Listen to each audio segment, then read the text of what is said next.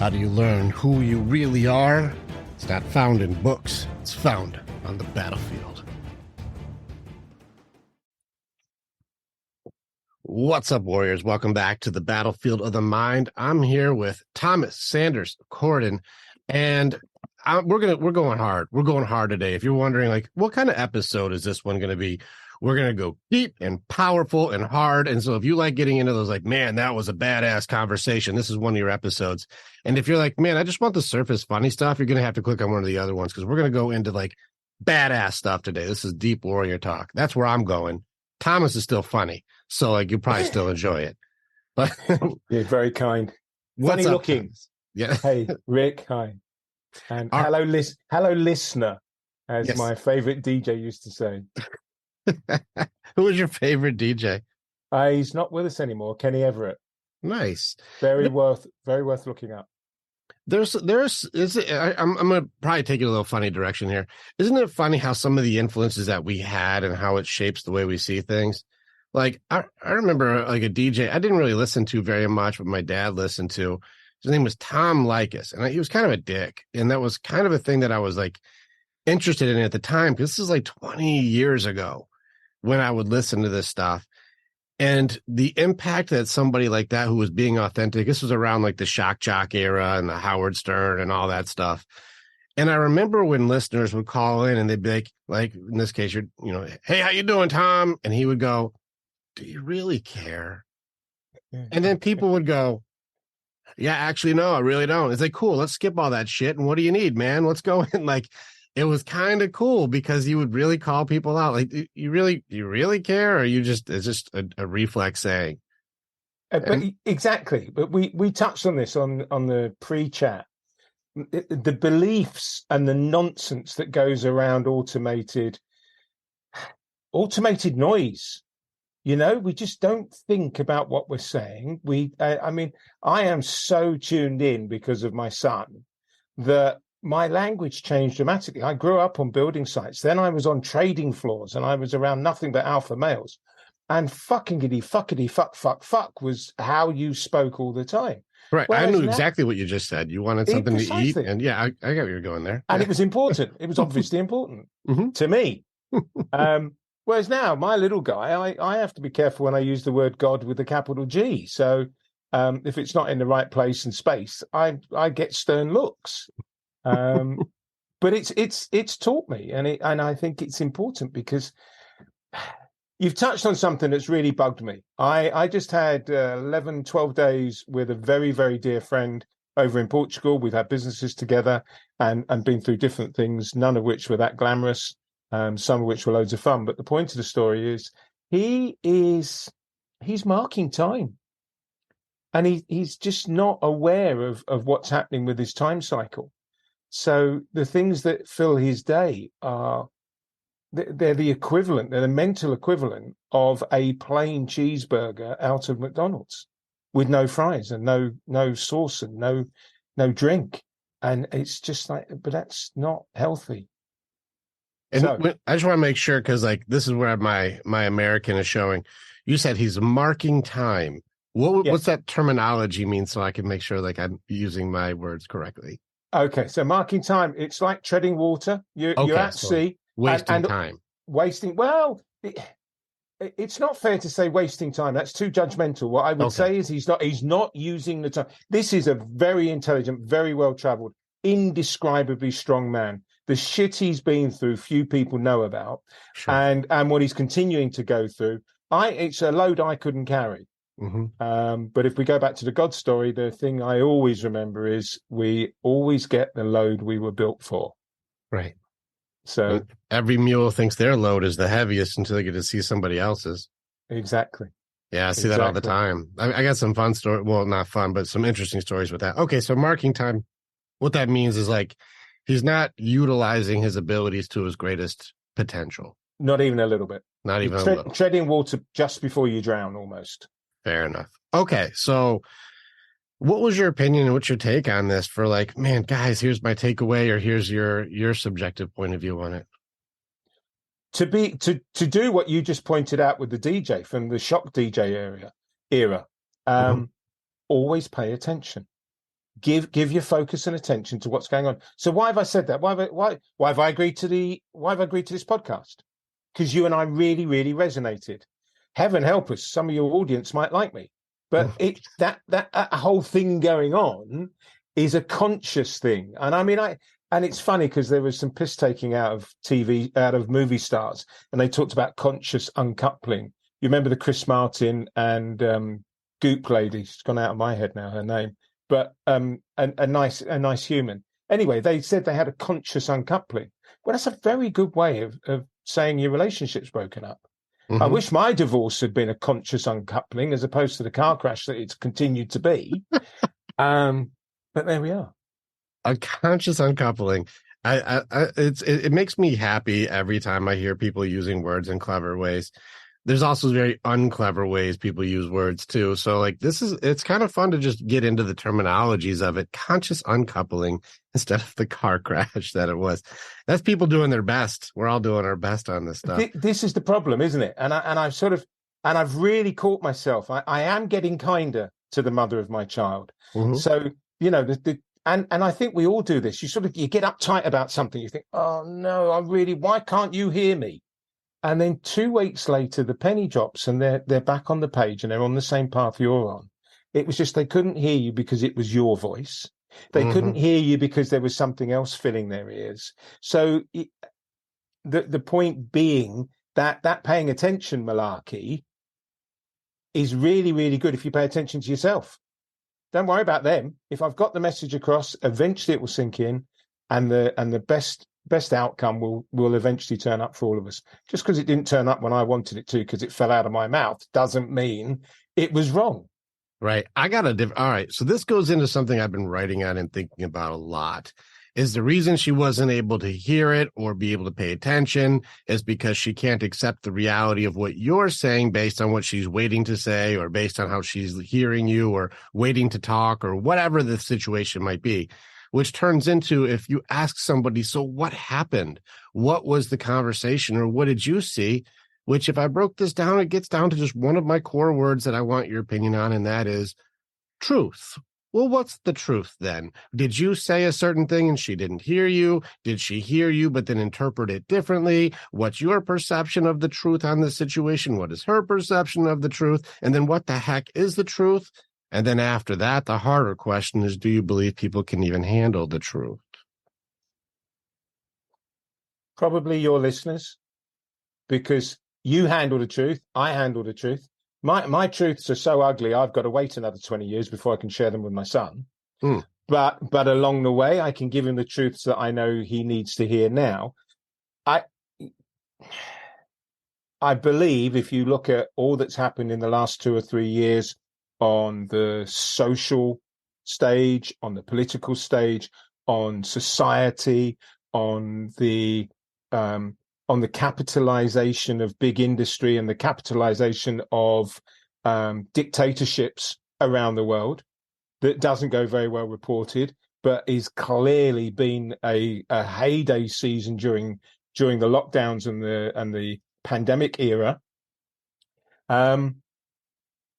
I don't think people are good for truth. I really don't.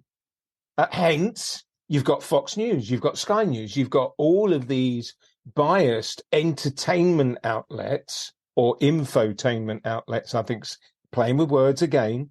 You know, we've lost the important bit of information. We've just made it info, and we've got this shit bit of entertainment, because I'd like to go into something and like it. I'm not worried about it, but they've played with words, and you've now got the two less great bits of two good words, and it doesn't serve. It doesn't serve truth. Let me put it that way. Yeah, I actually had when I was talking with one of my daughters, she's 15, and I asked her, because I saw a video of a woman who says people, especially, she was like, women can't handle the truth. And I was like, what do you think about this, hon? You see this lady talking about this? And she said, I think we're really good at everyone else's truth, but not very good at our own. Wow. I was going to be flippant and say she's 15 and a genius, but actually I'd have to take the flippancy out of it, because she nailed it. I thought so too. I was like, well done. Yeah, no, she's nailed it. But that's the judgmental asshole in all of us. If you can just tamper that down from the standard 10 down to a 1 or a 2, then the truth will work better. And that's why, like, with any of the news outlets, not only are they scripted, which is why I can't watch any of the news, because, like, I've seen the clips where they've taken, like, all of the left side, all of the right side, and then showed, like, 50 different videos of all the different casts, word for word, saying exactly the same thing. You're like, there is no journalism here. It's a script for everyone. Exactly. And so I'm like, well, that's not news. This is propaganda at this point. This is, and both sides, there's no like right news. There's no correct news. Nope. And so also the other game on both sides, this is why I can't watch any of those, is I play a game called Count the Judgments. And what that means is like that person's an idiot or this person's stupid. And I had a really hard time deciphering the news because of how polarized the sides are. It's difficult to understand what happened. So like, I'll give a controversial thing. I would watch like Trump gave a speech today. And I'd be like, okay, so you watch on one side and it's like, Trump gave a speech today. And if you listen to this, you're a fascist piece of shit monster who loves to eat babies and you're a piece of crap and you're the worst human and you should die. And I'm like, okay. And then I go to the other side and like Trump gave a speech today and he's the hero of the world who will save the generations to come and all these things. And I'm like, the only thing that I saw that happened was he gave a speech. That's all I know. I don't know anything beyond that because it's all just judgments afterwards. I'll give you two other ways of doing it. Scripted storytelling. So depending on who's doing the scripting, he's the hero or the villain.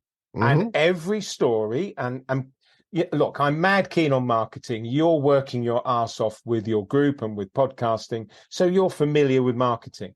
Mm-hmm. What do we know? Marketing's about storytelling. Well, they've extrapolated this now to the point where we've even got AI that will do this storytelling game for us because we have become subjugated into this nonsense of we're either wolves or sheep, warriors or sheep. Damsels, so you want to be say again? Warriors or damsels. That's what I keep calling them. Yeah, well, waiting for someone to save me. I certainly. Well, and whilst doing so, we're sharpening our lives and feeding ourselves. So we're sharpening our lives. Sure. But I do find warriors more attractive in general. Alpha males, no, but warriors, yes. And guess what? Go back to your daughter, because your daughter will introduce you to female warriors. Mm-hmm. I used to be married to one before she changed her tune, but that's the beauty of, I suppose, of recognizing the cast. So, because again, it goes on. It's everywhere around us. Mm-hmm. And do you want to be? And I do it from time to time. I caught myself this morning. I had time to spare, as in I hadn't booked. And this is a new game for me, but booking my time. And we've had fun with this today because we had a bumpy start. Mm-hmm. But I booked enough time to know that this would work, but I hadn't booked a load of time this morning in terms of construction. And I just had a gap and I filled it with pure shite. Mm. It took me 10 to 12 minutes and I just caught myself and went, what on earth are you doing? I gave myself a slap, woke up and then got on with doing something much more successful, profitable. Yeah, it makes sense too. So like this, I'm keeping it on the truth part of this. So like being able to accept what things are on these things and people not being able to accept or even understand or decipher what is truth or what is right or what is wrong or what is good or what is bad without all these judgments and opinions and all of these things. Because even still, like one person would say, like you said, I filled it with just shit in this time. I put nonsense in this time. Well, did it distract you to a point where you were rejuvenating a little bit, or was it a good like break from the grind? Because we can't just grind for 12 hours. Like what was the thing? And did it kind of like, all right, you know what, that gave me a dopamine hit for a minute and now I'm back to this? Like maybe it was shit, maybe it wasn't shit, maybe it was a good break in the thing, or maybe it was garbage. I don't know. It's subjective at this point. Was it healing in some way? I don't know. No, well, you see, you've set me up now because I'm with you on truth. I'm with you and your daughter because your daughter's nailed it. Mm-hmm. There is only one truth, but that truth is either yours or mine. Who's the better salesperson then, right? Well, no, because it depends on whose turn it is. So your daughter's truth was bang on. Mm-hmm. My truth about my moment was my truth, and therefore it's bang on. And if I put it under the catch-all of reality TV, I'm guaranteed you'll agree with me. Mm-hmm. It was shite. Okay. So on that basis, my truth and your truth are the same. They're aligned. just on this occasion. You don't know what I did or anything else, but you know because I've put it under the catch-all of reality TV. If I told you I watched news for an hour every night, then you'd start worrying about my version of truth. Because it's a repeated process. But and there's an algorithmic piece to it now that is indoctrinating. That's like, I see that you're soaking in one-sided information. Exactly. Or worse still, having all my truths. The reality is I'm having all my truths influenced. I mean, it's one thing, and this is, I'm keep pausing because I'm trying to find the right words. This is a real pain. The quality of our processes, our beliefs, our truths is based on our circles. Right. Now that's our circles of influence, circles of information, experiences, everything that you can think of. And unfortunately, a truth I learned recently, which is so painful, but our brain is such a trickster that our recollections are about as alien to truth as TV news is. Right. Even when they did studies on memory, the most accurate people, when they would fact check how correct their recollection was, the most, not average, the most accurate was around 30%. And I bet that was only the top 5 or 10% of the cohort. Very small amount that were in that range. It was much less, like probably in the teens for most people, of correct, because of how much we piece together things with our trickster brain and how much we add our emotion to it. And then we add an opinion to it. And then we add something I didn't like to it. And then we start piecing all this stuff together. And in this one, the study was, where were you on 9/11? That was the study, which was 4 days ago for this recording was, where were you 23 years ago, 9/11? And people were like, I can remember it like yesterday.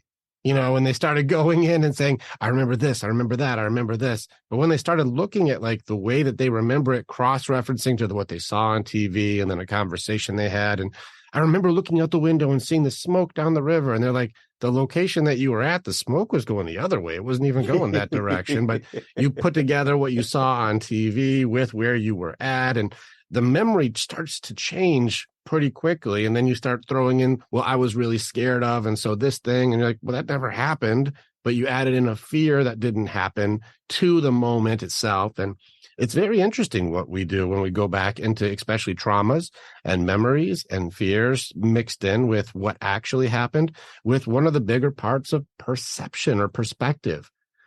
I want to share one of my favorite quotes. I have a lot of favorite quotes. This is just one of the quotes I'm throwing in my new book. I'm going back a couple thousand years ago to Marcus Aurelius. And one thing that I enjoyed that he wrote in his journal that was never supposed to be published, that was one of the most famous books, the memoirs, is everything we hear is opinion, not fact. And everything that we see is perspective, not the truth. Which leads me to the truth is only what we believe, and beliefs do not require facts to exist. Perfect summary. And so here we are now saying my point of view. And I've done this in multiple things. It's so funny. This was just a quick thing I did a long time ago where I'm like, well, what do you see here? Like, what do you see? 6. It's a 6, or is it a music note? Could be a music note, or could be a 9. Letter B. Yeah, if I have it upside down, it's a 9. Depends on which way you're looking. Because if I'm standing on one side, you're the other. I see a 9. You see a 6. But it could be other things too, And so it depends how you do it. Could be, letter G or something. I don't know. It just depends on which way you're looking at it, right? Yeah. Who's right? Who's wrong? Now you get into the other side of the truth story, which is judgment. Yes. There's other pieces to it too. And there's Carl Jung saying, I actually love when people throw psychology shit in my face like they're the smartest person in the room. They go like, if you don't like Carl Jung, or you don't like this, then you're not a good psychologist and you're this. And I was like, one of my favorite quotes from Carl Jung is that thinking is hard, and that's why people judge instead. Cool.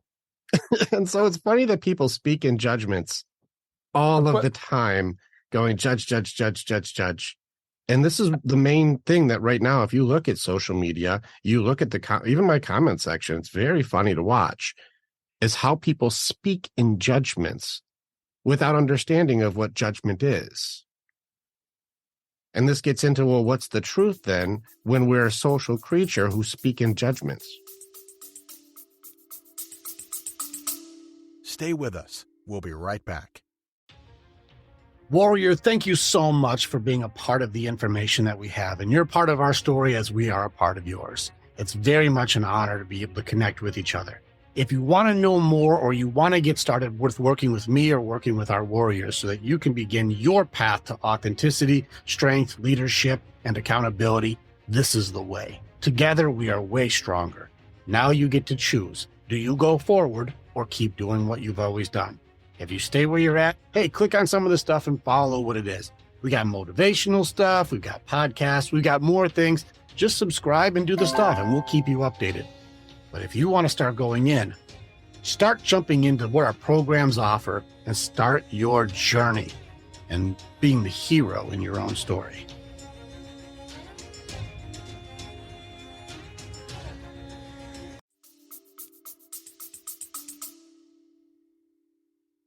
You're gonna ping me on my pet hate. Let's do it. I honestly, I'm going to ride this horse to fucking death. Let's take it. I'm bored with people having opinions and judgments, and then you ask them, "Have you ever done it?" No. Have you ever been there? No. What do you know about what's actually going on with the here and now of that circumstance? And it is always the ignoramus that is spouting. It's never ever. So psychologists won't quote Jung. They won't quote anyone they've learnt from, because a psychologist or analyst will know that it's a collective of knowledge that helps them form their opinion to deal with what they're doing. And it's kind of funny because you talk about psychologists. So Billions, a TV show, I really like it. It's been very entertaining. Now it's sort of coming to an end. And what they're doing is they're doing a deep dive and dissolution of the core characters. So the psychologist is a core character in there. And she has found herself backdoored by all of her patients because they've realized as they've evolved, they realize they need another kind of therapy alongside her work therapy. So they've gone to someone that's a little bit more esoteric, a little bit more about the care of the human core. Mm-hmm. Now the psychologist has gone there initially as a challenge and has become a patient and is now having her onion peeled. And in doing so is evaluating everything that's going on. But the point of the analogy is you don't go and quote other people, quote your own experiences. And if you haven't got them, go and get them and then talk about them. I like it. One thing I like to do too is I'm agreeing with you on this one. We throw quotes around as though it's gospel. What's that? Yeah. Shocker. Yeah. We're throwing quotes around as though it's gospel. And the last rule, we have a creed for the Warriors Way. That gets into like how we operate as the warriors in our creed, and none of us are above creed. And the last rule is we challenge everything. We embrace questioning like everything. What is that? And what is it? Even that Carl Jung quote, I changed it for my own group because it's not just thinking that's hard. It's empathy that's hard also. And so I say thinking and empathy are hard, and that's why people judge instead. We stand on the shoulders of giants to make it so we can reach higher. We don't just sit there like, look how high I am. No. Exactly and so this is where like everything should be challenged on each thing. And so I enjoy the way that you're going, let's not just live on that thing. Let's push it a little bit further and see where it goes. And I agree. This is why I enjoy, also, this is why most people, and boy, do they get pissed off. Most people in the psychology field don't like me too much when I go, how far did you get? Did you do your own tools? Have you practiced your own craft on yourself? Do you know if it works for you? And I would say a solid 99 out of 100 are like, I'm out of this conversation. Yeah. Yeah. But Rick, that goes everywhere. We talked about podcasting. When you're doing 15 podcasts a week, 1, you're going to get very good at them. 2, you're going to find out very, very quickly the ones that you want to stick out and run with, and the ones that you just want to go, this is a nice little 10-minute podcast, ladies and gents, because that's the beginning and end of the value. So the value proposition early doors. Why? Because you've done the reps. And I know it's a fucking cliche at the moment, but I like going to the gym. One of my mentors, who I love to bits, but he's a funny guy because he hates people that go to the gym. And I say hates is the wrong word, but he belittles. It's like, Jesus, you go there, you pick something up, you put it down, you pick something up, you put it down. But this same guy is mad keen on Brazilian Jiu-Jitsu fighting. Mm-hmm. Now, and he's had his pecs torn 3 times. So my argument is, explain to me how that is better to go and throw your face into someone else's fist, put your head in an arm lock, or have your arm twisted back so far that you rip your pectorals. That's smarter, better than going to the gym. His soup is not my soup. But the point of the story, if I can circle back round to it, we'll get there eventually, is reps. Mm-hmm. He works his ass off to become good at that. And I've always been in sales. And what I can tell you guaranteed, I've done it briefly, cold calling. But if you've never done it, you can't talk about it. And if you've never done it, I'm afraid you're probably not that much of a salesperson, because somewhere in the equation, you've got to have studied the craft and felt the pain. Doesn't mean you stayed there, because you would hopefully develop and get better. Now I don't really sell. These days I negotiate positions that work for everyone in the deal. The selling's kind of gone out the window. How? Because I put the reps in. Mm-hmm. I studied what I was being taught, and I did the work, podcasting, psychology. I mean, how the hell can you just run around treating people? So you've got no measurement, no accountability on your success stories. It's like, God, I mean, I know they're out there, but what do you do as a psychologist when you've got suicides, successful suicides that are in your casebook? That should be like, run away, stop what you're doing and do a reset. But no one's telling me that psychologists have to do a pause because they've had a successful suicide, or they've had somebody committed. So therefore you weren't able to do your job. That's like a car mechanic fixing the brakes on your car, and you then go straight into a train. Mm. It's just because it's the human condition. We seem to have a lower level of measurement. Anyway, there's a lot there to unpack, and like no, it's good. But on the first part first, when it gets into what was the point for your guy who was like, I don't like people who go to the gym for the reps. Is it just because of the part you didn't agree, or you did? Yeah, just because we were completely opposed, and I'm bang into the guy, but we were completely opposed on everything except the reps. We both recognized, you go to the gym 4 times a week, you go and do your training for jiu-jitsu or any martial art, but you need to go 3-4 times a week. Was he arguing the repetition aspect of it, or just that people choose to do repetition for? He found it mad that people would do weightlifting repetitions. Is it because of like function or because of goals? Function. Really? Yeah. So he's like, you can't protect yourself because you're doing a push-up. You're like, what is this thing? I don't really understand. No, listen, it confuses me. I'm not sure that it's well-founded. I think it's more like he likes ketchup and I like brown sauce. Okay. It's nothing deeper than that, other than he's a really good guy and he's really into his thing, but he can't see the gym. He can't see the gym story for love nor money. Fair enough. Okay. Just curious. I think right and wrong is really just, well, what's your goal? Yeah, exactly. So it doesn't, I don't really see one better than the other. I've done both. Yeah. I've done the sales, door-to-door sales for years, so I know cold calls. I know what it's like to interrupt your dinner and then try and sell you something. I did win back. For those of you who don't know what win back is, this is when a company that you used to have that really pissed you off and you canceled them because you hate them comes back to offer you a better deal to come back to the company you hate. I did that for like 1.5 years and did okay at it. I can imagine you doing well at that. And I can also imagine you being unhinged enough to even walk into the training for that.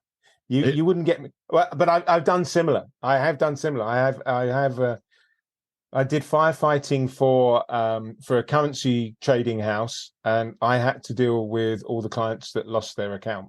Mm-hmm. Like absolutely rinsed their money, gone. The worst. And they're like, but, and it was like, excuse me, here's your contract. So that's the starting point for the conversation. And quite often I probably got a 40 or 50% of them back on board. That's a high number.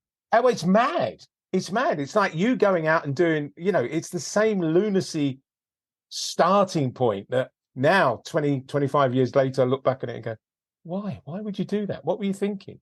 Mm-hmm. And ultimately it made me ill. But it was a lot of fun becoming ill. It was just the most it was like having DOMS every single day. Delayed onset muscle soreness. Mm-hmm. It was like having that every single day and going back in the gym. Yeah, but and no rest. No rest. You just love being in the gym. Yeah, that's funny. That's it's true. This is where we get into like the truth of what things are. What is rejection? What is right, wrong? What is the best way to do something or the worst way? And how subjective all these things are, where we can't even agree. And like, it's funny to hear the judgments. I'm staying on this for a little bit because it really is, I think, the core of what's really kind of breaking us all apart when we're at the end of the day just trying to do our best for ourselves and our family. That's really all we're trying to do. And we just have different opinions on what's best for ourselves and our family, which isn't necessarily right or wrong. It just depends on what your goal is. And if your goal does something that breaks the golden rule, maybe that's not the best way to do it. So if I said the best thing for me is to take all your stuff and give it to me, you're like, well, we're both just trying to take care of our family here. And if would you like all your stuff taken and given to somebody else? Like, oh my God, no. Be like, well, maybe your solution isn't the best way then, because you wouldn't like it done to you. Let's start there. Do you want to be just shut down and canceled and you can't speak anymore? Well, oh my God, that would be terrible. Well, then don't do that to people. That's not cool. You wouldn't like it done to you. Can we at least, I'm not saying it's the end. It's just the first piece, because not all of us want the same things. And so the golden rule works as a baseline. And then we go to the next thing, just like your buddy, he loves jujitsu and loves rolling. Those not done jujitsu. It can be pretty rewarding, but there's also some amazing people. There's people you can't tap. They're so good. Like, it's fun if you know what you're doing, not fun if you don't know. So the golden rule would be, I love wrestling or I love doing jujitsu. You want to do that? And you're like, hell no, I don't. That's not my thing. Well, the golden rule just got weird. Yeah. So like, there's a next level to it, of course. But and so within my circles of influence, within the areas that I like to take information and have yet to find a judgment to fuck it up for me, okay, is energy and the esoteric side of life. Okay. And there's a headline running around at the moment that says we are entering a more enlightened age. We are becoming better at being us, because the underlying precept is we are realizing everybody out there is fighting battles. Everyone out there to some degree is a warrior. Sometimes they're the warrior running away, and sometimes they're the warrior facing the monster. But whichever way around they are, they're just doing the best they can at that moment. Now, quite often, them doing the best they can involves them trying to take everything that's in your home, which is not acceptable. But you understand that's they're trying to do their best. But in the same breath, you don't have a solution to go, excuse me, young man, I appreciate you're doing the very best you can, but would you please put all my shit back in my house and fuck off before I shoot you? Before I do my best to stop you. Yeah. And in many parts of your country, that's a perfectly rational and accepted response. Mm-hmm. Doesn't work in the UK and most of Europe, but it's a good analogy. So I think you end up with higher thinking, lower thinking, and everything in between. So the higher thinking is we do recognize that everybody is just trying to get by as best they can. And then everything else from there filters down. But I think, unfortunately, because it's filtering down, quite often it's a race to the bottom. Mm-hmm. So there's an awful lot more stuff sitting at the bottom of the pool than there is sitting up at the top of the pool, floating along nicely. Well, yeah, everybody can just put their noise out there. I'm a little more curious on this measurement system of we're becoming more enlightened. I'm interested to see, like, how are we measuring this? Because, like, it's not our vocabulary; it's going down. Like, no, it's noise. It's noise and awareness. I touched on it with Joe Dispenza has got some big numbers now that he's interacting with people. Mm-hmm. And that level of energy, that level of spiritual and higher self-awareness is it's a bit of a superhero tool. So those people can have a small effect in a very big way. I remember when charity giving was a serious thing, when lots and lots of people were very serious about giving to charities. Mm-hmm. Subsequent to the pandemic, subsequent to government manipulation, subsequent to scandals, I don't think charities do quite as well as they used to. Right. I'm also very aware, having had a couple of people very, very close to me suffer through cancer, and understanding that cancer treatment's very effective at killing many human beings, that it isn't always just the cancer, and that we are in some weird tug of war between treatment and the illness, and all of the funding that goes towards it is not always being spent in a way that, if we had control of $100 million of funding, would we spend it in that way? No. Just as laymen, we wouldn't do it. There's a lot of opinions on that. You're right. It is a judgment. And I catch myself also falling into, like with nonprofits or with charities or with, government use of things, and like the people who are elected to look out or serve us, and how they don't. They serve themselves, and they believe that others are supposed to serve them. I've had some gripes on this. I wanted to build my own nonprofit for things, and I was looking into how it works. And when you see how these companies are operating, it doesn't seem like the marketing for what they say matches the behavior that they do. No. And that's where it gets into, well, what's real then? What is the truth? And, I've mentioned this in other podcasts, and I've seen other people who do nonprofits that it makes me kind of, my judgment starts kicking in, like, that's fucking wrong, man. Like, where I've seen breast cancer awareness, Susan B. Coleman, like, that's a good endeavor. Save the boobies. I'm with you. We're all pro boobies. Like, hell yeah. Let's go. Yeah. I'm pro boobies, right? Front of that queue. So I can't have my own. I'll have someone else's. Let's go, right? Sounds good. This is a good, noble cause. And I've had people in my stepmother, she had stage 3 breast cancer, and she's still here. Like, we've gone through the battles. I know what this stuff is. Well, if people are giving billions of dollars, or even millions and millions of dollars for awareness, well, what's happening with this awareness money? Like, what happens with the awareness money? It just makes more noise. But does awareness create cure? Does awareness change anything in the system? And if there's millions of dollars in donations going to awareness, what is it doing? So you have to look, because nonprofits are open book. You have to put their information out for how do they use the money that's given. What do you think is the appropriate dollar amount for the person who is like organizing that organization, for how much they should be paid with donation money? Like, if they say, I have to pay myself, what's an appropriate amount to go, like, that seems right for like a person who is raising awareness? They should also get enough to get by, or whatever it would be. What's your opinion? I have an opinion that's quite strong on this for 2 reasons. Mm-hmm. So you've got 2 metrics as far as I can see this. One of them is a market metric. Mm-hmm. What is that level of skill, knowledge, and capability able to command in the market? The second one is, what does that person contribute as a measurable to the charity? Now, if they're a figurehead and they figurehead the role, and they're a little bit of what I call a cruiser, so they're in there, they've got the title, they're running along, and they are doing what is required, they are not exerting themselves, then that means that metric is lower.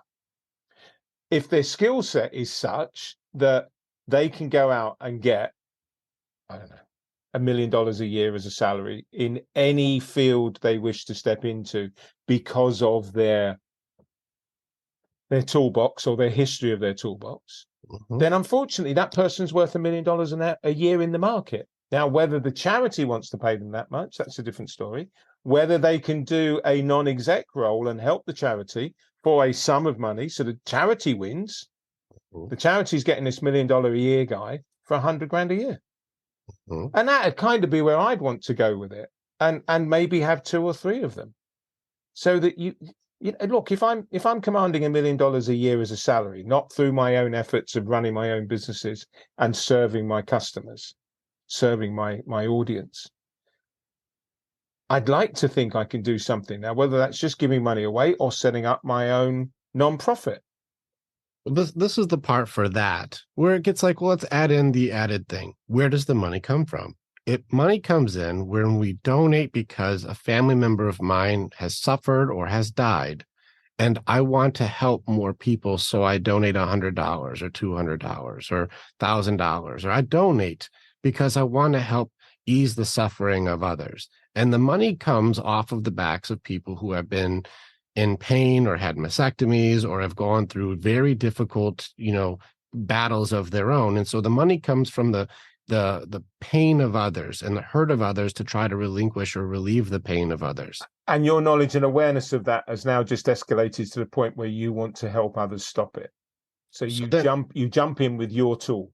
I want to try to help people, so I'm going to donate my pain and my concern and my humanity money towards making somebody else's life better. Now, the person who receives the money for this to try to make lives better, what is the correct amount that they should be paid when the donation money that is meant to help others, how much should they be taking in your personal opinion, from this source as their own greed, if you will? But again, you're back to whatever that person's doing. So they are the figurehead of the charity. So you've only got those two metrics. What would your ceiling be then? What would your ceiling for like? There isn't just your opinion. Just your opinion. There isn't a ceiling. Should they get you saw like $1 million would be like, of course, give me 1 million for my own personal take on this. So then you got to get into the metrics of it. Is it $1 million on $1 million charity, or is it $1 million on $100 million charity? Either way. So, well, they're two different conversations, because it means he's taking all the money. Sorry, I'm even not going down the fucking they them road, but she is taking all of the money that has been gifted to help the charity. So that's bullshit. The charity's overarching itself. You don't have a $100 million man running a $100 million charity. You have a $1 million man running a $100 million charity, and then you have to scale everything accordingly, because there'll be economies of scale. When if you give $100, if you give $100 to a homeless man on the street corner, you're going to change his life. If you give it to cancer, to breast cancer, any of the cancer charities, pretty much, it's a drop in the ocean, because their marketing is that good. It reminds me of the story about the panda. Save the Panda. What a fucking game that is. It's the best PR job in the world. You know why we got a problem with pandas? Because they're lazy and they're shit at reproducing. When the numbers get low enough, nature will kick them up the arse and go, do you know what? You need to do a bit of reproduction, otherwise you're gone. And they'll get better at reproducing. We don't need to save the panda. Nature will sort that one out. And if the panda's that stupid, we'll find something else that needs to eat bamboos. Charities are the same. Get them strong enough that they survive, get them more accountable. But you don't... Who's going to check them? What, the voted in people that we know are known narcissistic sociopaths? Sorry, politicians, or known narcissistic sociopaths, whichever you prefer. Short term, long term. So you got them checking people that are getting too much money because people are crazy enough to give the money up because of the pain they've been through. It's a tough one. And it isn't, it's not simple, but I think the metrics are simple. I think that it would make sense to challenge on metrics, sure. I also just have to go with like what is necessary. And I'd be okay with saying like a person who's running the show on this stuff, and it's supposed to be off of the backs of love and pain. And then how much do you take for yourself, and what kind of lifestyle does that person live? I'd say living like the multi-million-dollar lifestyle off of the donations of people who have suffered is maybe not the most morally correct in my point of view. So like I've seen a few of them, the breast cancer winner, she takes almost $900K a year for herself. And I don't know what her presence is for that, which shows how much presence there may be for that. But then, and I've done breast cancer awareness stuff, or even there's another one called like clean water for countries that don't have clean water. And this guy's walking around in silk suits and Lamborghinis, and he's got super stages that he does. He makes himself the center of the freaking world. And I'm like, this is off of the backs of people who are drinking putrid water. And here you are in your silk suit and your Lamborghini. I don't think that this is where the moral standing would be for like somebody who's profiting so hard off of the donations off the back of other people's suffering. And this is where it turns into the subjective point of view of right, wrong, good, bad, truth, untruth, the golden rule. You start measuring out and understand it's a judgment. I am judging. But I'm wondering, does the judgment match what's best for us all? And is it about what is right or who is right? And if it goes like, well, I built it so I can take it, but you built it off of the back of suffering for your own greed. And I wonder where the moral line is for this, where we go like, this person's mother or grandmother just died in a really tough way. No, listen, your example's bang on. The moment you go Lamborghini and silk suits, why? Why do you need a fucking Lamborghini? And if you do need a Lamborghini, would you please take it out of your income, not out of your inflated income on this pain threshold? But then, well, and again, this is I've got a bad example, and I don't have data sufficient. I just have a real gut feeling. So you look at the Bill Gates story, and Bill Gates, and I'm just using catch-all headlines here, ruthless, relentless, driven businessman who is now he's a figurehead for philanthropy. However, what we are now starting to question is how well tuned in his moral compass is on this philanthropy. And is he continuing to be driven? And is he continuing to have the silk suit Lamborghini mentality of being a philanthropist, but at the same time ensuring that the companies that he's on the boards of are benefiting first and foremost from this philanthropic endeavor to change vaccines, to change food manufacture.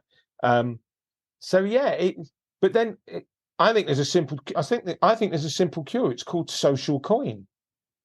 So, one of my friends, a super guy, was very kind to me, very supportive.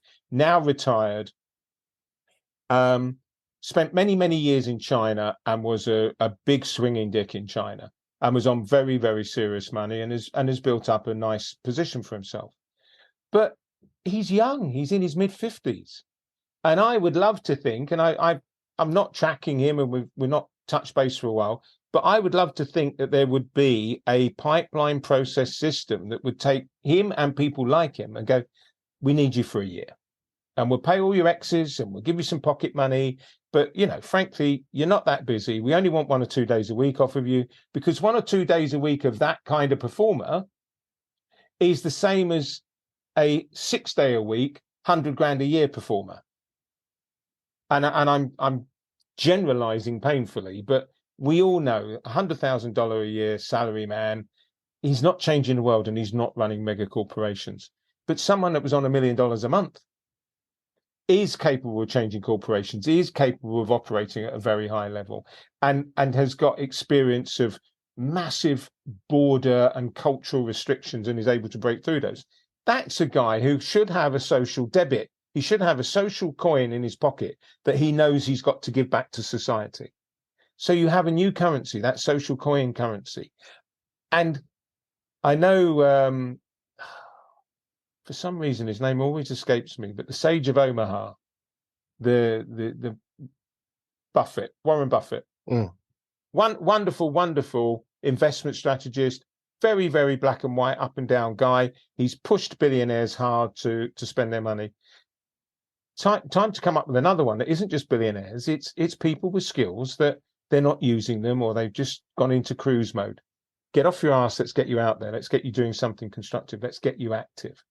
I like the social coin idea, but it's obviously super subjective on what that means, because it goes like, you should be contributing in a way that I believe, but who creates the belief on what that should be? It can be their belief. Okay. But and again, you mentioned Marcus Aurelius. Sure. So that, they had memento moris. They had things that were right. Shit, I've left it at home. So they'll go home and get their memory coin, so that they can stay humble, so that they can stay in a stoic lifestyle. Mm-hmm. So you have the social coin. You go, hey, you've hit 50. You're worth more than $1 million. You've got assets. Your kids have gone through school. Here's your social coin. What are you going to do with it? Where are we going to put you? What would you like to do? You and I have both been through the pain of very close family members suffering from cancer. We are both bang up for someone knocking on our door and going, come give us 5 hours a week of your skills to help progress the cure for cancer, to help progress the care of people who are around the sufferers of cancer, whatever it might be. You know, you've been that close to it. There is stuff that you could do that would give nearly everyone an uplift, because you go, no, look, I looked at it that way, or I dealt with it this way. I went through a massive depression when my father passed away. That was 23 years ago. But I took back flower remedies, and I'm still talking to people about it now. Because once I'd finished drinking my way through every bottle of alcohol I could get hold of, that little 6-month spate didn't cure anything, didn't really numb anything. And I'm trying then to deal with it properly. And back flower remedies were a naturopathic cure, took them out, and it just took the bottom out of the lows and got me onto a median level, and then just escalated back to a normal level. You're tapping into a lot of pieces here that, like, we could go any direction with this and make sense. So, like, before going into flower remedies and things like this, which this is one direction I am going into next, I also do agree with your social coin in saying if you have a contributing skill, it is almost it should be a moral obligation for need, not greed. Fuck yeah. To use that skill to be able to help further each other. But we're in a societal setup right now where I'm curious on this more enlightened state, when really it seems like people are going back into some sort of coveting mindset or greed, or I'm meism, if you will, you know, one of the oldest of religions, which I am the center of all things. And, you know, look at me, look at me, look at me. It's interesting to say we're in an age of enlightenment because we have more information, but less social coin, less social currency, less like I need to contribute or serve or give back or sacrifice, instead of I need to gather, hoard, and collect attention and money and, you know, more of your time. And at what cost? When you said you were drinking every bottle that you could get your hand on, where I decided it wasn't cancer, but it went into grief and some of these things that are called disorders that are beatable. Like, that's where I'm at right now. So what some people don't know is podcasting is not what I do. This is a hobby that I do. I actually go into hell every day and pull people out of PTSD, out of bipolar disorder, anxiety, depression, suicide. I spend time with soldiers and those who serve, first responders. I actually go into the nightmares and help rewire. This is my side gig. I don't even make any money off of this. This is what I do to help raise awareness of amazing people who are trying to use their social coin. People like you who go like, we do actually have things to contribute and I want to, but people don't know I'm doing it. So how do we use this stuff in a way where we have so much noise, where people are meism and greed and hoarding, and it's all about what I can get. And legacy isn't about the ripple in time that we get to change lives, but about how much that I can hoard, so when I go, my family has more. What an interesting way to look at how we will echo through time. So, and it's only perception, and right. Obviously my data set is one that I've chosen to feed off of. So in answer to your challenge, I do think this this social awareness and this betterment that's going on is the tip of the spear. It's the warriors only. It ain't the sheep. Okay, You're talking about the sheep, and you're bang on. The sheep are still me, myself, I, because the propagation of information for them supports the me, myself, I, because it serves every bit of industry and every bit of commerce around us. Mm-hmm. What's not served is you curing people without medication, you curing people through self-awareness and self-growth and self-strength. All those things don't have a commercial value, and they don't have a good story to sell. Doesn't do good for repeat business, that's for sure. Exactly. That monthly recurring revenue model is fucked by the likes of you and I going, stand up strong for yourself. How can I help you? Let me give you some love. So the one thing that's in abundance but can't be identified or found is love.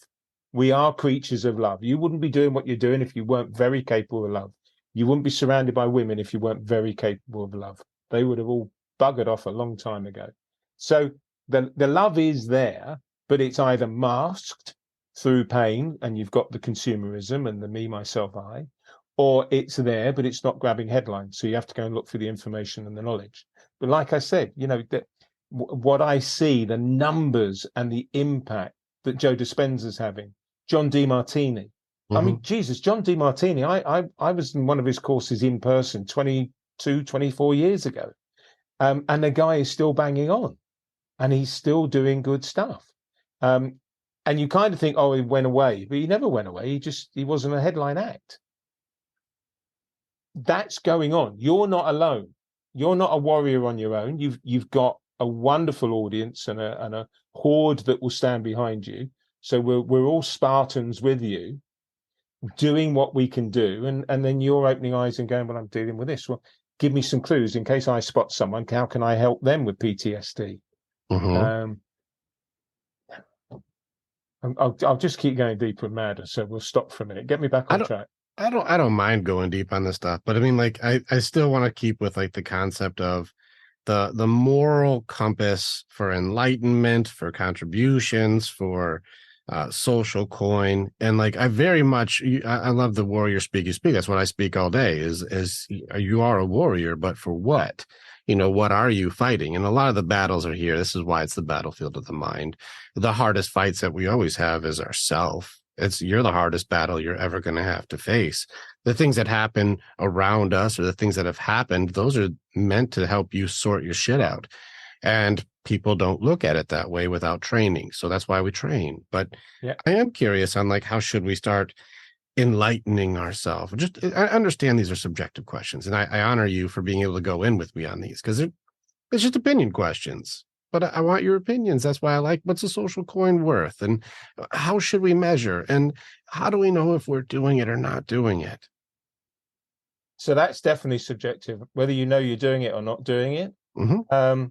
Look, I've got my own mad little method of measurement at the moment because I'm going into a new phase of being around people more than I used to be and touching people. So I really push hard to make people smile. I push hard to make people feel valued or appreciated in tiny, tiny ways. But it's insane that you know this from your work. You get that feedback. So I've only come up with the social coin talking to you, but it's one that's going to stick now.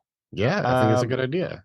Oh, it's got legs. It's really got legs. But like all coins, they have different values, different sizes, different denominations, different currencies. We can use it all over the world. Look, I made someone smile yesterday in a good way. I lit them up.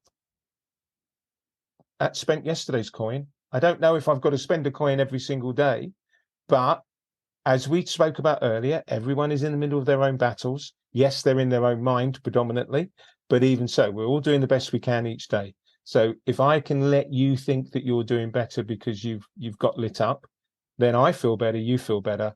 There's a coin well spent. It's an interesting way to think about the social coin on this. How much does it cost you to make someone smile? Oh, cool. Nothing. Doesn't cost you. In fact, if you were to relinquish that social coin of putting in effort to make you smile and it worked, how much would you say the fulfillment that you got? Yeah, I get the payback. You actually got more from putting in that effort to help someone smile. Yeah. So it's funny with the social coin is it makes you feel better for making others feel better, which is ironic that people spend so much time hoarding their social coins when, like, I have so few, I have to hold on to them, when you feel much better when you give. Well, in fact, you get more back when you give more. You do, but there's two things, and there's an analogy I want to give you. But let me come back to I've got a big thing, and you know this from treating people. It's very, very hard to give from an empty cup. Yes.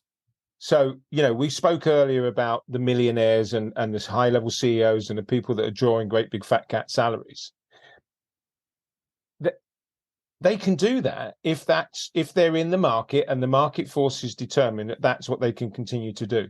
But at the same time, somewhere in their conditioning training or in their influence circle, someone should be nudging them or elbowing them hard in the ribs or hitting them hard up the back of the head to say, yo, where's your socialness? Where is Where is your give back? What's going on here?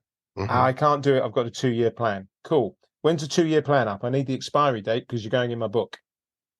And to be accountability partners to each other to make that happen. Now I've got an image I want you to picture, because you bang on with this whole thing where you're holding it in all the time. So imagine, if you will, that we are all compasses, but our compasses are surrounded by this noise, nonsense, and fucking bullshit of modern society, of the news channels and the social media and all these things that are poisoning, confounding, and confusing our higher selves. Those things are magnets all the way around the compass. So the compass isn't able to find its true north, our higher self, until it can break out of the circle that is around it. That is an awareness thing. That is the social coin. It's the not watching news. It's the being self-aware. Once you've broken free of it, oh my God, you are a proper warrior. You're off and running wherever you want to go. You'll climb any mountain, you'll go through any river, whatever you want to do, you can do it. But the problem is, in the main, people are trapped behind these magnets that are confusing their compass. So they know, but the compass has been spinning for that long, they don't know what to do with it. It's a good analogy. It's a good analogy. I like how you're saying that, where like these different noises are magnets, and I really resonate with this. This is actually a good analogy. And people don't even know that they're trapped. No, they don't, because they've only ever been trapped. And so how can you make a decision that you don't know exists? You need the warrior. You need the warrior to pop along and just break through you. So you just chink open. If you imagine, it's a ring of magnets. It's almost like Stonehenge or something. It's a resonance thing, but because it's a resonance thing, you can actually slip through. No, I love it. I think this is a great thing, because like I know the barriers you're speaking of, and I can resonate with saying I remove this magnet, remove that magnet, I don't need these. Like I denounce these magnets. I don't use them.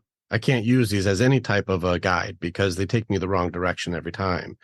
And like, especially the path to accountability, authenticity, truth to yourself, self-awareness, making better decisions just for what is your true north versus somebody else's opinion. If you're stuck in this circle, you really can't do it. And still the judgments rain on you that you're not doing a good job, even though you're doing the only jobs you've ever known by everything telling you what to do. And even more frustrating with this age of enlightenment is people know the answers, but can't do it. I'll show you what I mean. This is what I mean. What does this look like? What is this? It's a Rubik's Cube. Is it solved or unsolved? To me, it looks solved. It looks solved. It looks like I know the answer. The answer is all the colors that are corresponding are correct on each side. That's what the answer is. I know the answer. And here I am going, well, why isn't, and I'm doing, I did what the YouTube video said, and the meme was telling me, and I listened to the one guy and I follow his thing. So I got green, but the rest is a mess. And I don't want to turn this side because it messes up my green, but I don't know how to do it without messing up this is stupid. I'm going to go watch Netflix. I'd be with you, because I don't like Rubik's Cubes. So here we are. As I know the answer. I know the answer. It's supposed to be enlightenment. You've seen the answer. You've seen. I just don't know the solution. Yeah, exactly. It's not the same thing. And this is where people get stuck, is they think that the answers are the solutions. I have videos out there that I know that go flying right the fuck over people's heads, where I say the answers aren't the solution, you guys. It's not the solution. I'll show you the solution, and it's not the same as the answer, but you think because you watched a video or you saw a meme or you listened to the podcast that you know the way. You do not know the way. Even when it comes to breaking out of that compass, it's 6 weeks of work that I do just to snap you out of the compass before I even get into what you have to battle, because you don't even know who you are, let alone how you're going to go into the fray. Exactly. And look, the other problem is the moment you've got outside of that circle of magnets, you're surrounded by other people's magnets. It's a bastard. Yeah. And then you have to start really checking, like, Do you see magnets? Because this is going to change where your needle goes. And when you raise your awareness, it's the first skill I have to train. It's a skill, by the way, not a gift, not a born with. It's awareness is a skill. Did you even try to look inward? Did you look outward? Did you pay attention? Most of us are walking around like this, or like the equivalent of a telescope, or if you're, soldier, a sniper scope. You can see that one thing, but you're missing everything around you. And a lot of times the thing that you're seeking is maybe just a couple inches to your left or right, but you can't see left or right because you're looking forward through a scope. And you think that what you see is gospel, which it may be only in this tiny little hole that you're looking through, but you're missing all perception around you. We have to train differently. But you're back on beliefs and truths. I always am. So if your belief is that looking through that scope is going to show you everything you need to see, you're damned. You're absolutely damned. Mm-hmm. But you're really bugging me now. So I've got two things I've got to put out there. So the first one, I'm mad keen on this one. We are celestial beings having a human experience. It's not mine, and I love it. It's just so bang on. And then the other one, which was attributed to Nelson Mandela, but it turned out it was on his wall. Marianne Williamson gave us the beautiful quote about us not being, and I'm going to paraphrase it appallingly, but we're frightened of our own light. Mm-hmm. So we stay in darkness because we're so frightened to shine our light, to be the warriors, to be the indescribably powerful, blessed creatures that we are. We hide in our own darknesses. Which is a sense of control that we create to make it so that we can have some sort of like, this is I do this. It is me who does this. And I'm not called to more. I am called to get.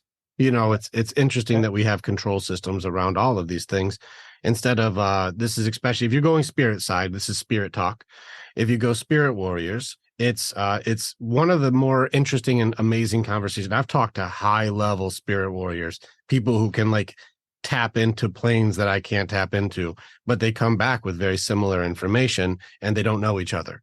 So there's some shit there. There's something I can't argue. You guys keep finding the same thing. So shamanism or deep meditation. It's amazing what people, and they're different faiths, different orientations, but they're still finding the same thing in there's different ways. I've got no dog in this fight. And this side, we go down to a word where you're in control of, I'm afraid of my own light. I'm afraid of my own, this space suit, which heart side and spirit side warriors say, this is my space suit. It holds my soul. But like, this is meant to age, decay, and die. But my light or my soul is going to do more. And I've had some really cool conversations on this. Yeah.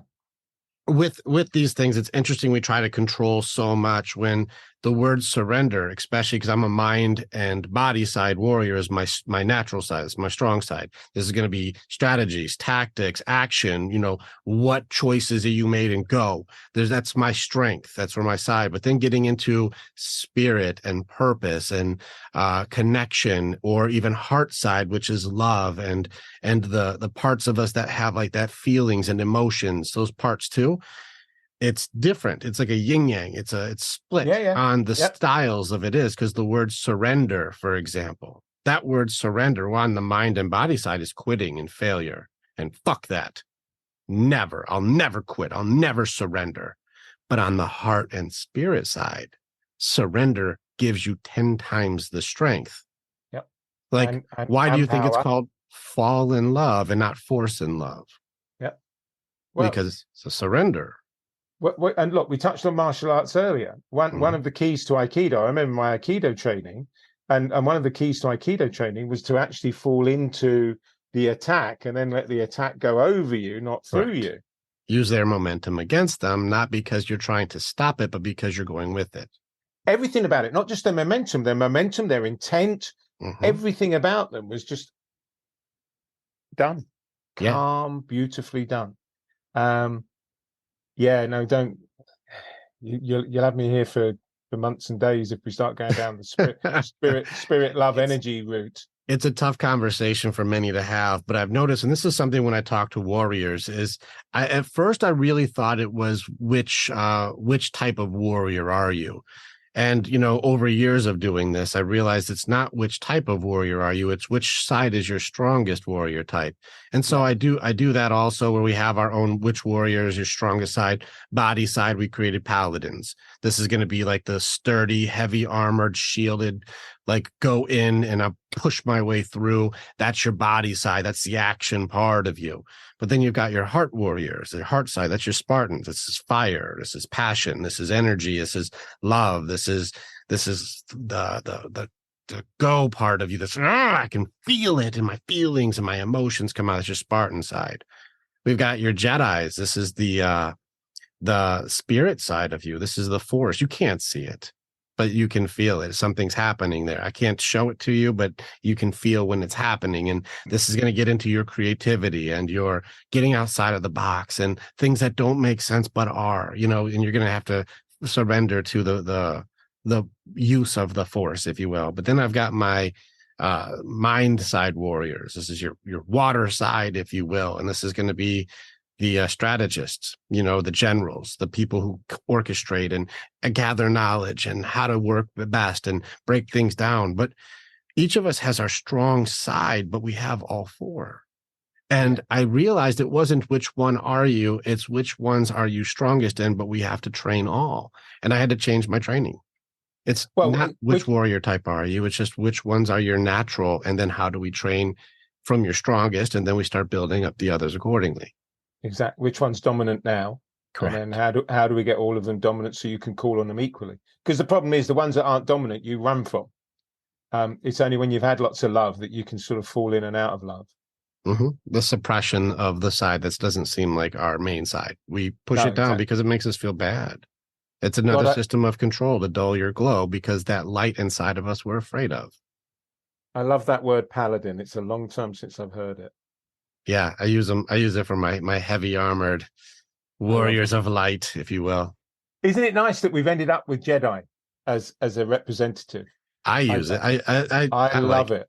I like using the things that people don't normally talk about, but it's fun to use that term because I thought the Jedi was a good representation of a spirit side warrior.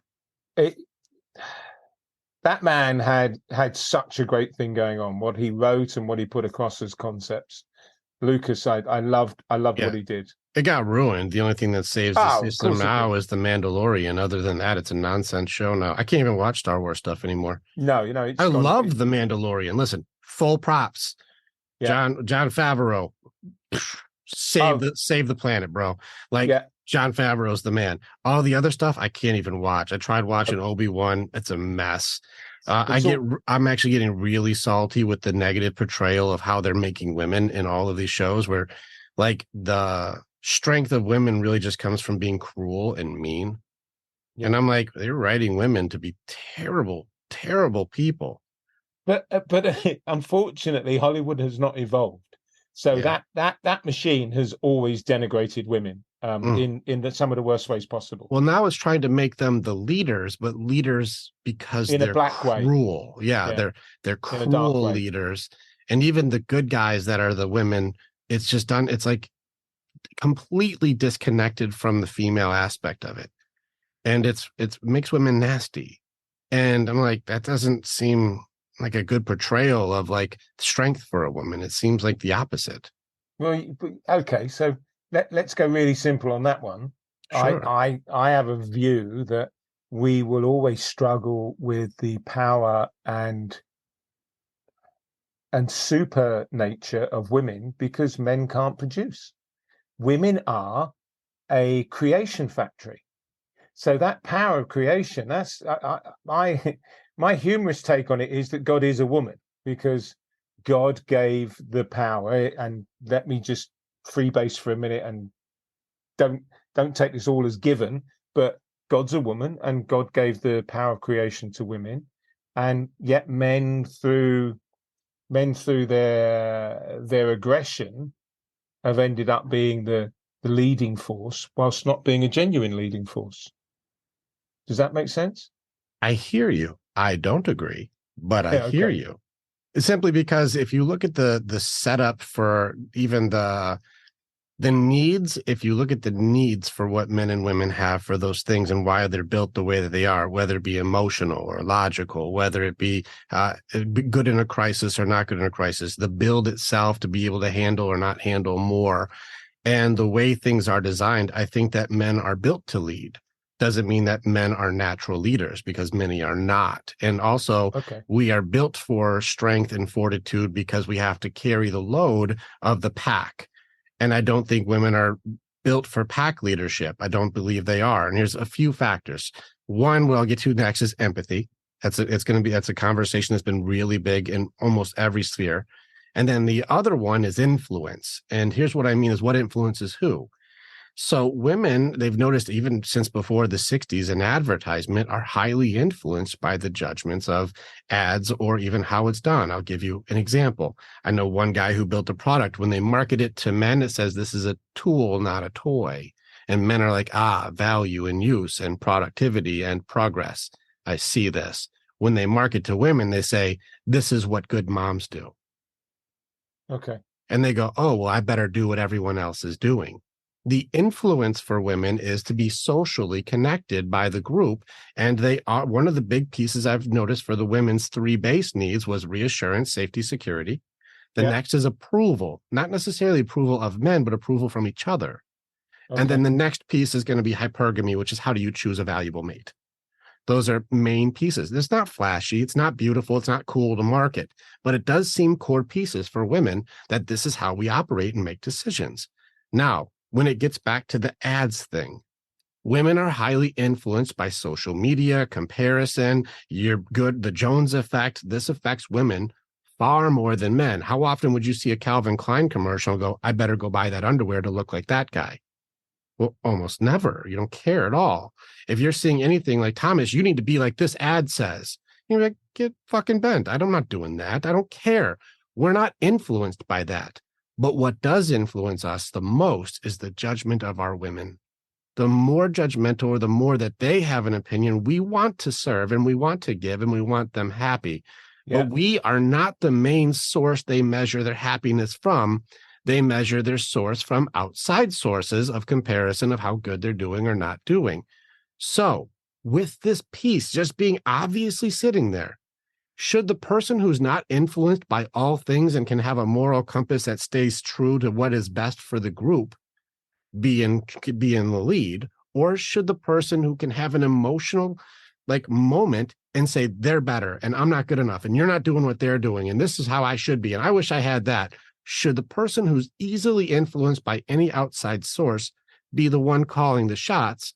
Or should the one who's like, I don't listen to that, what's best for us, be calling the shots? Okay, I'll challenge that on the basis that, guess what? And your arguments, this is where your argument's got a chink. Good. We all wish to make the women in our lives happy. Mm-hmm. So whilst we're doing all this leading, if the woman in our life, the power behind the throne, as the old saying goes, but if the power behind the throne says turn left, don't turn right, you're heavily influenced to turn left at that intersection. And that, I think, is actually a deeper power. So don't lead, but lead the leader. Fuck me, that's power.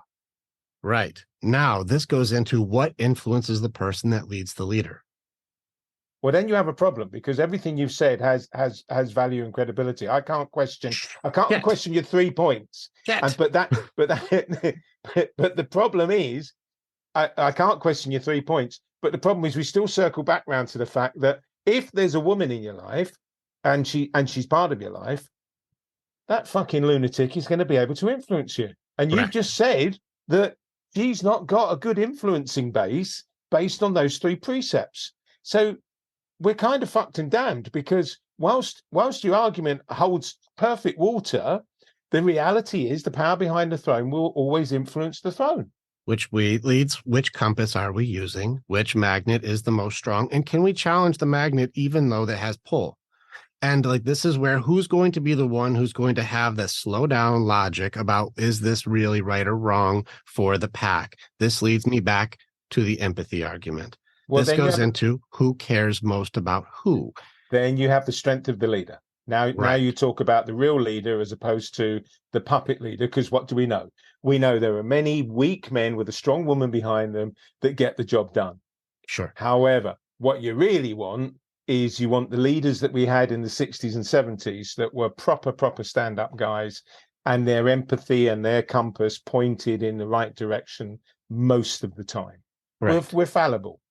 But and along the way, guess what? The women were also more tuned in to the fact, you know what, he's right. I don't agree with him, but he's right, because of the empathy, because of the better outcome for the greater good. Whilst their influence wasn't taken away, they were able to acquiesce to the greater good from the proper leader, the fully qualified leader. Which is where the term that you were using for alpha is fucked these days, because it's incorrect. Real alphas, it does exist. It's just not in the mainstream social bullshit. No. Because like you said, the boiler room alpha is very different than a true alpha.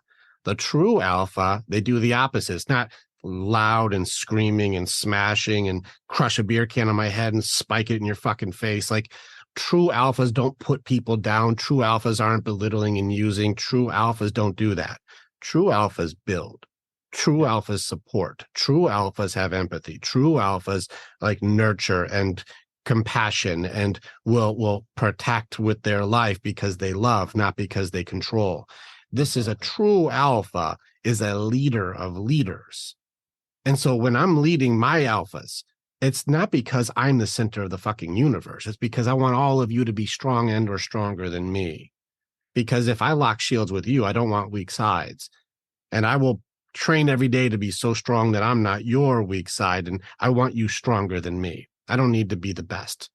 And so the empathy and compassion that I can give not only for my pack, for my girls, my family, for my men, which is important. That empathy is different for an alpha. Now, here's where I challenge.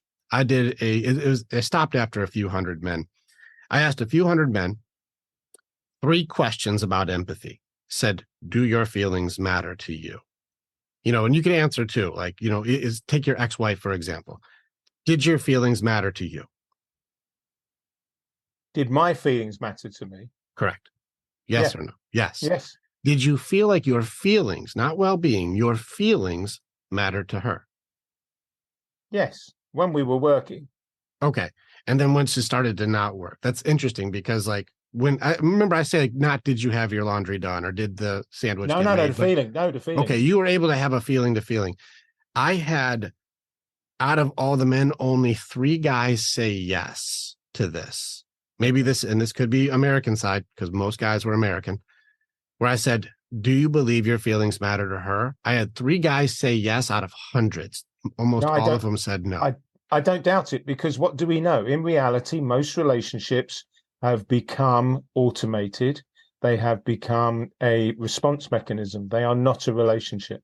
And that's part of the pain. In a different way. Yeah, exactly. The third question, though, just so I can go, the third question was, do you wish that your feelings mattered to her? And they all said yes. Just so you know, the 3 guys that said yes, that my feelings matter to them, 2 of them were in the honeymoon phase, and all 3 of them are no longer with that woman because it all fell through. So like, that's where the reality of it was, is they didn't actually have empathy. Those guys were still in denial that the truth was actually there until it was uncovered and they realized they don't really care. So it's ironic that I have a 100% fail rate for empathy on women with a hundreds of men survey. Yeah. Well, that's an issue. It's concerning. But it's not ironic, is it? It's representative of most relationships. It's only ironic because if you asked a woman who has more empathy, women or men, how many women do you believe that it's men? Oh, they'd all believe it's them. They'd all believe it's women. If we're talking babies, good argument, because women do have more empathy for babies. They can know what a baby needs without ever having a word said. Good argument. Absolutely. Men struggle with the baby's part. But do women have empathy for their man? I don't even think that's empathy. I just think that's part of the human mechanism. Cool. Like that's the compassion for the feeling that's happening. They can connect with the feeling. Yeah. It's a cool argument. The issue that I have then is when it comes back to the who leads and who's built to lead and who is the thing, then it comes down to... You're annoying me now because your argument's so bloody good. And it's a good, a great leader has to be inordinately empathetic. And you can't have one member of your pack who is like absolved of empathy and be a good pack leader. No, exactly. But the men do have empathy for their women. Like you said, that she's a high influence for me wanting to make her feel okay. And in all of the plans of a good presider or a good man, we have the design to make sure our women are taken care of. It's in the plan. Yeah. I want to make sure she's safe and secure. I want to make sure that she's got all the things she needs to thrive and feel good. And I want to make sure the kids have it's what we have in there. But with women, and you're watching, even using the court system as a weapon, or children as a weapon against men, which is vile because you're using love as your highest like sense of destruction to a human being.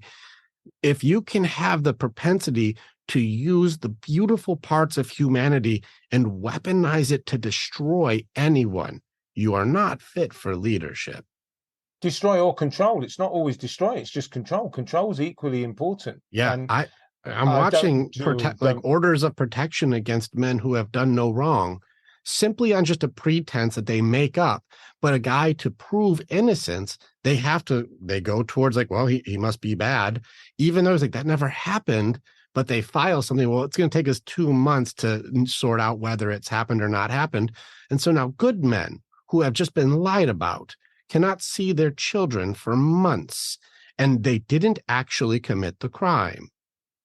This is an evil weapon. Do not get me started on this one. So I'm putting a shout out. There's a beautiful charity in the UK called Families Need Fathers. And mostly, actually, it's there to support fathers through the pain and abuse that they have to face, because they advocate. Now they've got thousands of cases of experience. They've been going a long time. They have lawyers on their panels that are dealing with this all the time.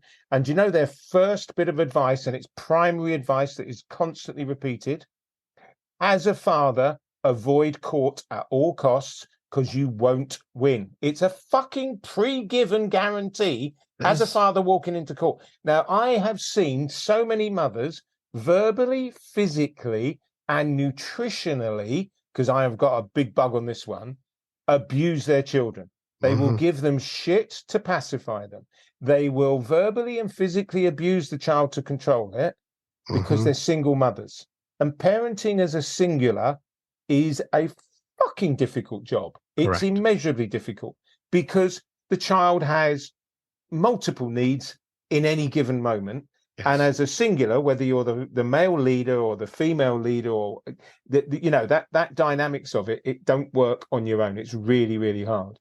Correct. And I'm banging on about that in my thing at the moment. My current crusade is fully charged dads. Yeah. But fully charged dads. There are good men too. There's good men out there. There's a lot more good men than bad men. Just the bad men get a lot more press. Well, that's the first problem. So we're back to this bollocks of propaganda that's called news. And then the second one is, unfortunately, we will respond. If you constantly get attacked and you get denigrated and you get put down and you get abused and you're not given the option to exercise your love, what's the next thing you're going to do? You're going to pick up your sword and shield and you're going to go to war. Which then makes you then judged again. Judgment is the core of evil these days. It's the weapon for control. Yeah. And so like men, you need to sit down, shut up, do whatever we tell you to do. And if you don't like it, we're going to shame you for not liking it. And if you get mad, we're going to shame you for your anger. And if you get sad, we're going to call you a bitch and pathetic and you were bad anyways. And if you shove it off and say, fuck it and surrender, of course, it's because you're a deadbeat and you're a quitter. They're creating a judgment system to censor men by themselves that men do not unify. We're pack animals. We are. Even when I talked to Dr. Dana Saperstein, he's a psychologist in California, and he was talking about, you do know that we are a prey animal. We're not a predator animal. I don't have claws. I don't have heightened senses. I don't have sharp canines to rip meat off and eat it without it being cooked. We're a prey animal, which means we're a herd or pack animal. Men right now are being isolated, and whenever an animal for a herd animal or pack animal is isolated, they're easy prey. Yeah. Someone's food. But if you take the buffalo, for example, or elephants, and they make a circle around the babies, the wolves go, fuck. And they back off because you can't get in. The defense is up. We're a pack animal. And yet men right now are being shamed and judged into isolation so they're easy to pick off. Right now, my big crusade is suicide right now for men. It's at every 60 seconds. In our conversation right now, at this very minute, 128 men have already killed themselves in this conversation. This is where the numbers are at the moment. Ladies, if you think you're fucking slaying it right now, look at what's happening to your sons and your nephews and your fathers and your brothers, because you're not doing the empathy at all if you think you're winning. Now, I'm going to put some hope out there for our guys. I have created the brotherhood in the warrior's way, and I have created multiple support systems for our men. And I used to get suicide calls once to twice every single week. And I would talk the men off the ledge. I would help them find their purpose, find their belonging, find that you have value, and give them a job to do, because that would give them something to feel like I have a place and I have something to do. One of my warriors, I have to give a shout out to Phil. Phil was also one of these men, highly medicated, had a lot of trauma, a lot of difficult things, and we pulled him out of a lot of mess. Phil's superpower is he's just a very likable man. He's kind. He's so kind, and he's such a sweet guy. He'll do anything for anybody. Just a sweet, kind man. He's kind. People just like Phil. You wouldn't think being likable would be like some sort of a marketable skill, but Phil is like, I just want to hang out with the guys so that way they feel like they're not alone. We started a nighttime group. We call it the Fellowship, and there's some funny stuff behind it. But like the fellowship meetings, we don't care what you talk about. It's not meant to go into hardcore training. It's just meant to belong. We don't care if you talk about trucks or fishing or boobs. I don't care what you talk about. I don't care what it is. Be yourself. Have fun with the boys, but you belong. It's been over 9 months since we started that group. And since that group has existed, I have had 0 suicide calls. This was almost every week I would have a suicide call. But when a man is not isolated and a man is around brothers who believe and listen to him, when he feels heard, belongs, and is valued, and he's a part of the pack that is strong and healthy, good men who do not blame, do not shame, and are not judging and aren't putting guilt, but going, how can I support you in your growth and your purpose? We have had no more suicide calls because there's a place you belong. People don't know these exist yet because it's new. And it's not publicized and it's not glamorized at the moment, but it exists. And shout out to the guys who we have that, like Chris Miller is another one of our warriors who like, just come and hang out where you belong. And these are strong, cool guys who want you to hang out with them. Nice. It has been one of our missions right now, especially even for our veteran community. Even in our veterans in the US, the number has doubled for suicides per day. It's 44 a day now. That means in our conversation, we've had 3 veterans kill themselves. Just in our conversation so far. This is where we're at in the moment. That's a lot of people. These are people who serve. They're people who have sacrificed, people who give for all of us to have. And there's just not enough care or places for them to go, I belong. I'm a part of something that I matter, and I'm important again. Hope is no longer in the equation, so they're what's the reason to stay? And it seems like nobody would care even if I wasn't. There's survivor's guilt and things like it would have been better if I died with my unit. It would have been better if I was in the helicopter that blew up. It would have been better if.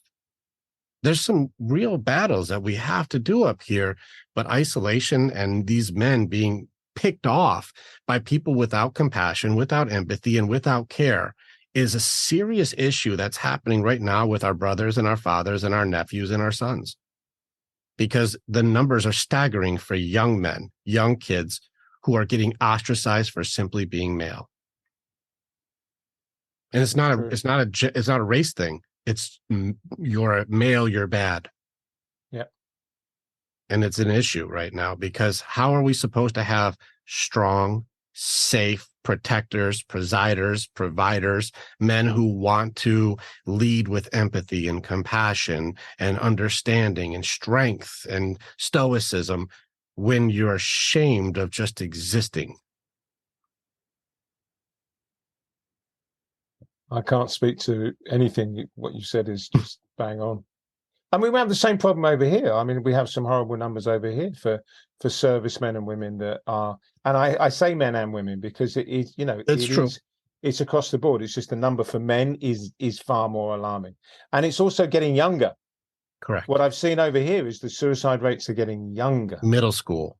Yeah, and that's horrific. That is just horrific. This is where I'm saying the things that we're doing right now as parents, you're fucking it up.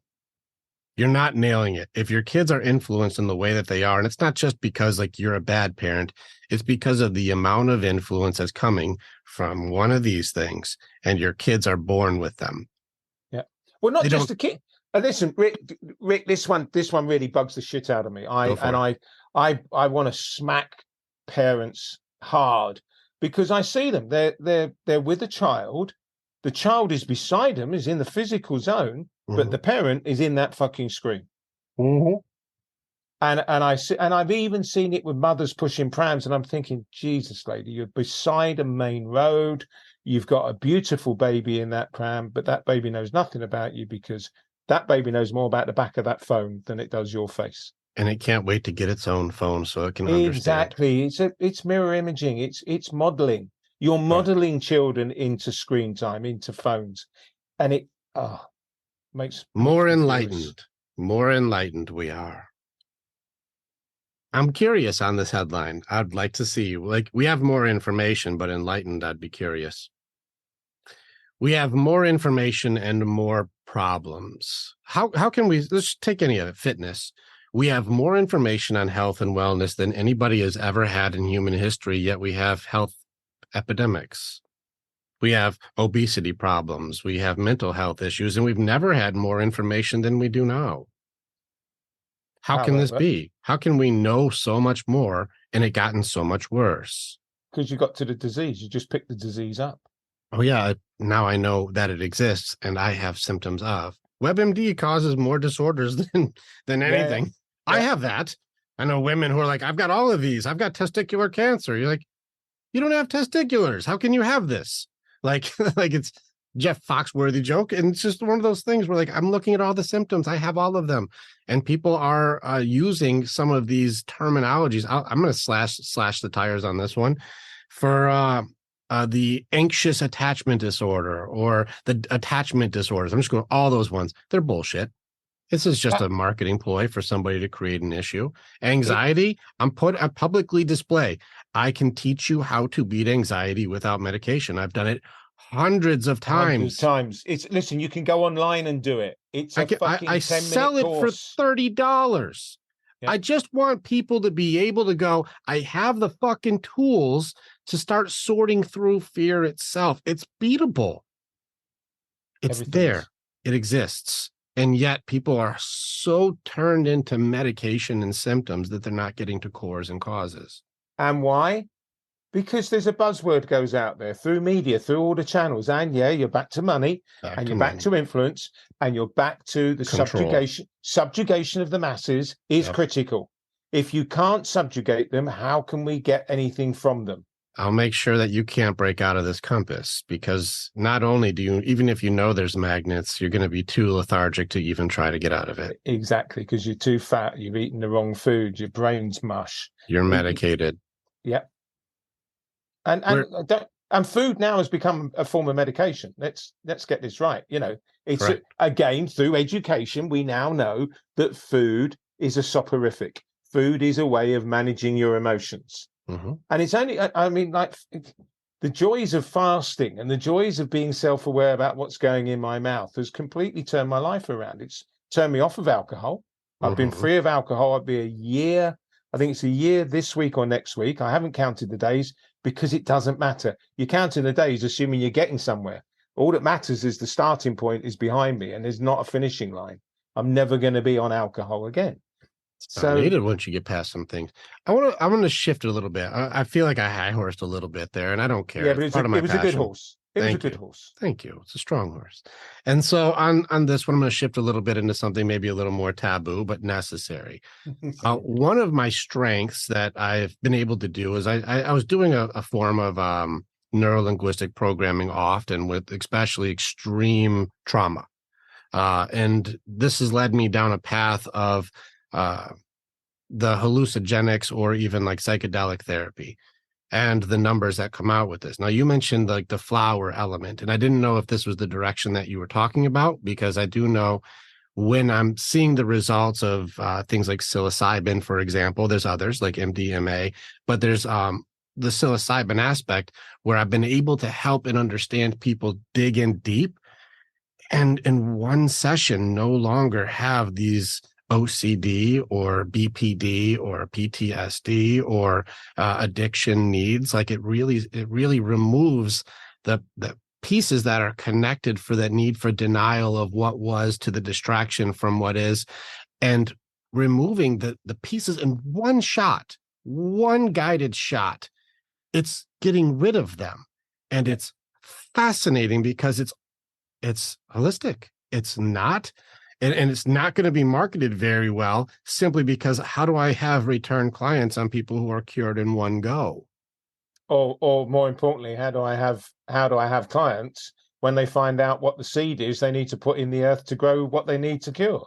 Happy to do this. It just makes it better. Like the thing is it's a good problem to have. And because of this, I'm leaning into this direction because I think that what's happening is we're realizing, like you said, the social coin aspect of things for the people who have influence and power aren't doing it for what is right. They're doing it for me. I want more. And I had a dream. I want to share something with you where I have a for-profit business. I do charge for my services. I do. And I undercharge dramatically for my skill level and what I do. Anybody who works with me is like, you should be charging a lot more for this. I'm like, but I have to work with real people. So I undercharge dramatically. It's not correct charge. I know this. But it's the question that I had a dream. I was on a panel and someone says, how can you be so self-righteous because you have a for-profit business? And my answer was, I run my for-profit business like a nonprofit should. The money that I bring in is used solely to try to help other people. If I was a thief in a past life, I was Robin Hood. It's not about me. I'm going to take whatever profit comes in to change as many lives as possible. And I'm not taking the lion's share because it's not necessary. It's how do we help as many people in this world as we can? There's a descriptive answer to that, and there's a dual answer. So one of the problems is if you're not taking a profit, how can you sustain your service? That's the first. I just a lion's share. I still have enough to get through. Like I'm not going to starve myself. No, but you still have to, it has to be a sustainable proposition because if it's doing good, it has to be sustainable. Correct. Secondly, at no point have you evidenced silk suit, silk shirt, silk underwear, or a Lamborghini. So fuck off with your judgment because your judgment's not welcome.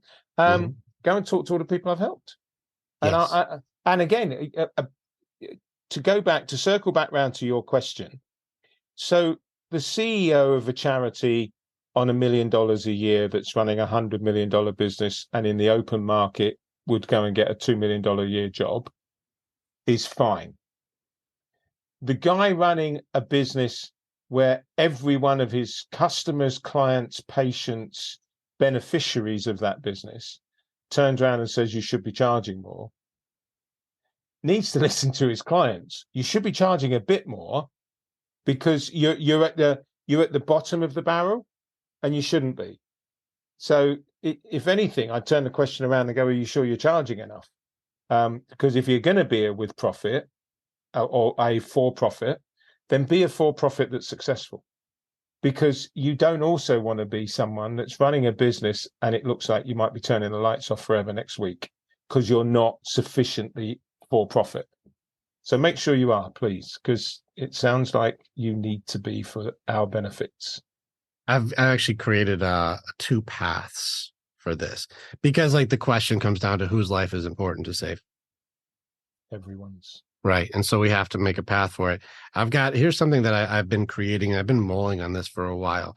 Brotherhood is needed for all men. We need each other. We are stronger together. And we need to be able to have a place where you can take your armor off and like work through shit without being judged. We have that. Some of us need help, need holding up. There's times when our legs get tired. It takes turn. We take turns. Like when I get knocked down, my guys pull me up. And when you get knocked down, I pull you up. We take turns on whose turn it is. It's just normal. We don't even judge that either. It's just your turn, bud. I got you. Exactly. And so with this place that exists and it's growing, there needs to be ways to get into it, but not everybody has the culture aspect of the creed to be able to get into it. So we have to vet out. Now, I've got two paths here. There are men who do not have money, but they deserve to be in this. They need it. And they will fight, and they will do the work, and they will grind, and they will earn their place. I created a path where it's far less expensive, but you got to fucking go through the trials. Prove it. Show you have willingness. Show you have fortitude. Show you have loyalty. Show you can put the grind in. And if you do, I will discount this for you because you are worth it. If you won't show up and you're a quitter and you betray and you lie and you're bullshit, you won't like what we do anyway. Yeah, you won't like what we do anyways. Yeah. You're going to hate it because we're going to expose you. And you won't like being exposed because you want to control what everyone's allowed to see. You won't like it because we'll see through it. So you won't make it through the trials. But those who are worthy will make it with a big discount. And then those are those who are like, it's not money that's my problem. It's time. I'll give you the money if I can save time and go through the bullshit. I am dedicated and I am committed. And I'll pay for it. Let's go as fast as we can to make it so I can remove this curse that's destroying my family. Well, let's go. I'm making two paths because then I can charge appropriately for the people who it's not money that's my issue. It's time. Yeah. Let's go. But then the guys who are like, money is my issue, but I'm a work fucking horse and I will show up. I'm like, we'll give you a path. I want to give guys a fighting fucking chance here, but I do have to have enough to pay all the coaches because our support system, most supports are like 1 hour to 2 hours a week. Ours is 15 hours a week. We take care of our men. That's a lot of work. It's a lot of work, but I don't charge enough to make sure I pay all my coaches yet. So we have to balance this out. There's a lot of evolution that we're doing. That line between do what is right and then do what works is a tricky line to play with, especially in this type of business, because we really do pull people out of fucking hell. And my warriors are not afraid to come get you. Perfect. Pretty cool, right? Very. Thomas, I love hanging out with you, man. Thank you. Thank you for the time, brother. My sincere pleasure. It's one of those. I got more out of this than you realize. So thank you. Let's keep doing this again. And you're not off my radar. I just have to tone back because I shot 80 podcasts in less than 3 months. I'm going to be balancing out my life a little bit because I have to make sure I'm serving my people on top of being able to do this. I'll be shooting about four a week, and let's stay in touch so we can shoot another one soon. That would be my sincere pleasure. All right. Is there any ask that you have or any way that we can serve you if you had to ask for my audience or for our people? Like, what would Thomas be asking if you would have anything to promote or something that you wanted to lead people to that you would feel passionate about? I'm developing, and I appreciate the question enormously. I'm developing a service for dads in business. Mm-hmm. And that taps into my spiritual side. It taps into my entrepreneurial warrior. It taps into this heart that has grown for my son. I've learned so much at his direction. So that's out there. A lot of it will be free, and there'll be a subscription service. So where do they go? What if I want it? Where do I go, Thomas? I want it. Geez. It's a bit of a mess at the moment. You'll find a Calendly link on sancor.com. Okay. And I'm all over Facebook and LinkedIn and everywhere. Thomas Sanders Corden that's kind of a unique name. We'll have all of your links in the bio for this. It's such an honor, brother. And man, thank you for having this time with me. I know it's your afternoon, it's my morning, but what a great way to start the day. My sincere pleasure. Beautiful, beautiful afternoon spent. Thank you. Thank you so much. Appreciate you. God bless everyone. Click on the button and you can become the hero in your own story. It's time to start making the choices to change. And the evolution that you're going to do begins with choosing the next step. This is the way. And together, we're always stronger.